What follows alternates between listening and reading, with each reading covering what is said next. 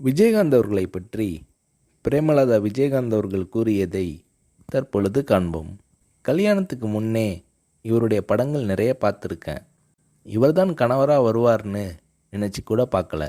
எங்கள் சொந்த ஊரான மூங்கில் துறைப்பட்டில் ஒரு தேட்டர் இருக்குது. அங்கே இவருடைய படங்கள் அதிகமாக ஓடும். புது படமானாலும் பழைய படமானாலும் கூட்டம் அதிகமாக இருக்கும்.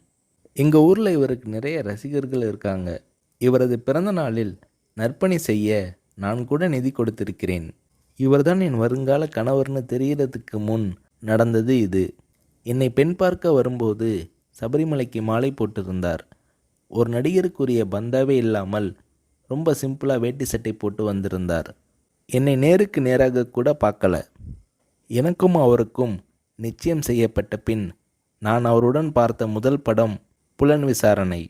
அவர் மதிக்கிற பெரியவங்க கிட்ட எழுந்து நின்று வரவேற்று பணிவாக பேசுவார். அவர் மனசில் ரொம்ப மதிக்கக்கூடிய கலைஞர் மூப்பனார் ஆகியோர்கிட்ட இருந்து ஃபோன் வந்துச்சுன்னா எழுந்து நின்று கை கட்டிக்கிட்டு பணிவாக பேசுவார். என்னை பிரேமான்னு அன்பாக கூப்பிடுவார். அன்பான கணவர், நல்ல பிள்ளைகள், ஒரு பெண்ணுக்கு இதைவிட பெருசாக என்ன வேணும் என பூரிக்கிறார் திருமதி பிரேமலதா விஜயகாந்த் அவர்கள்.